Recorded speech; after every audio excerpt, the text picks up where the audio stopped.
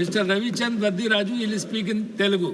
Thank you sir ఉపసభాపతి ధన్యవాదాలు sir my Telugu में बोल रहा हूं సమయాభావం వలన నా ప్రసంగం కేవలం ఒక ముఖ్యమైన సహకార రంగానికి పరిమితం అవుతున్నాను. ఇది కేవలం రైతు సబ్జెక్ట్ కాబట్టి 2021 జూలై 6న గౌరవ ప్రధాని శ్రీ నరేంద్ర మోడీ గారి హయాంలో మన దేశంలో కొత్తగా సహకార మంత్రిత్వ శాఖను ప్రవేశపెట్టారు.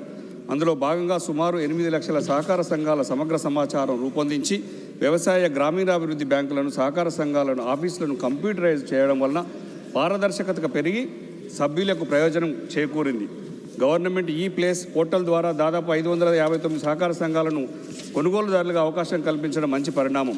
దీని ద్వారా దాదాపు 67 లక్షల మంది క్రయ విక్రయదారుల ప్రక్రియను స్పష్టంగా తెలుసుకోవచ్చు. అట్టడుగున ఉన్న ప్రజలను వృద్ధిలోకి తీసుకురావడానికి సహకార రంగాన్ని బలోపేతం చేయాలనే ప్రభుత్వ లక్ష్యాన్ని నేను అభినందిస్తున్నాను.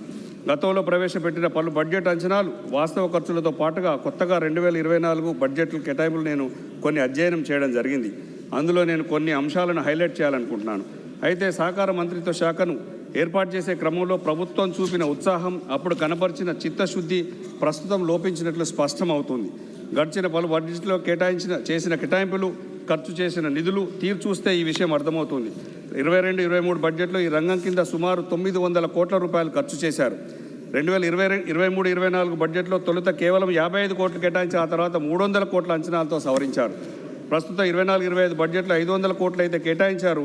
అయితే ఈ కేటాయింపులు కేంద్ర ప్రభుత్వ లక్ష్య సాధనకు తోడ్పడతాయో లేదో సమీక్ష చేయాల్సిన అవసరం ఉందని తెలియజేసుకుంటున్నాను. గడిచిన 10 ఏళ్ల కాలంలో తెలంగాణ తొలి ముఖ్యమంత్రి గౌరవ కేసీఆర్ గారు రైతు, మహిళ, చేనేత, పలు వృత్తి కార్మికులకు ఆయా సహకార సంఘాల ద్వారా ఆర్థిక భరోసా కల్పించడం వల్ల తెలంగాణ గ్రామీణ ఆర్థిక పురోగతి సాధించిందని చెప్పడానికి సంతోషిస్తున్నాను. ఈ సందర్భంగా నేను సెంట్రల్ స్పాన్సర్డ్ పథకాలైన ఒకటి సహకార శిక్షణ మరియు విద్య, 2 సమగ్ర వ్యవసాయ సహకార పథకం గురించి 2 అంశాలు మీ దృష్టికి తెస్తున్నాను. 2022-23 బడ్జెట్లో సహకార శిక్షణ విద్య కోసం 55 కోట్లు కేటాయిస్తే అందులో ఒక్క రూపాయి కూడా ఖర్చు చేయలేదు. సహకార శిక్షణ విద్యకు ఉన్న ప్రాముఖ్యతను గుర్తించడంలో కేంద్ర ప్రభుత్వం విఫలమైంది. ఇప్పటికైనా ప్రభుత్వం పునఃపరిశీలన చేసి నిధులు కేటాయింపు పెంచాలని కోరుతున్నాను. దీనివల్ల రైతులు, వ్యవసాయ విద్య చదువుకుంటున్నటువంటి విద్యార్థులు, యువకులు మరియు విద్యార్థులకు ఉపయోగకరంగా ఉంటుంది. సమగ్ర వ్యవసాయ సహకార పథకం ISAC కోసం 2022-23లో 370 కోట్లు కేటాయించగా 24-25 బడ్జెట్లో ఈ పథకానికి ఒక్క రూపాయి కూడా కేటాయించకపోవడం కేంద్ర ప్రభుత్వ నిర్లక్ష్యాన్ని తెలియజేస్తుంది. సహకార రంగంలో సప్లై వ్యవస్థ సమర్థవంతంగా లేకపోవడం, మౌలిక సదుపాయాలు, రవాణా, మార్కెట్ లింకేజ్ వంటి కారణాలతో పంటలు పండించిన రైతులు తర్వాత ఎక్కువగా నష్టపోతున్నారు. పంట అనంతర నష్టాలు. ఆహారం మరియు వ్యవసాయ సంస్థ FAO ప్రకారం భారతదేశం యొక్క పంట నష్టాలు 40% వరకుగా ఉన్నాయి. ఫుడ్ కార్పొరేషన్ ఆఫ్ ఇండియా ఇది దాదాపు 15% అంచనా వేసింది. ఈ నష్టాలకు సాంప్రదాయ వ్యవసాయ రంగంలో అసమర్థత, సరిపడా నిల్వ సౌకర్యాలు లేకపోవడం, అధ్వాన్నమైన మౌలిక సదుపాయాలు మరియు ఆధునిక సాంకేతిక పరిజ్ఞానం లేకపోవడం వలన కారణమని చెప్పవచ్చు. ఆహార ధాన్యాల వృధా.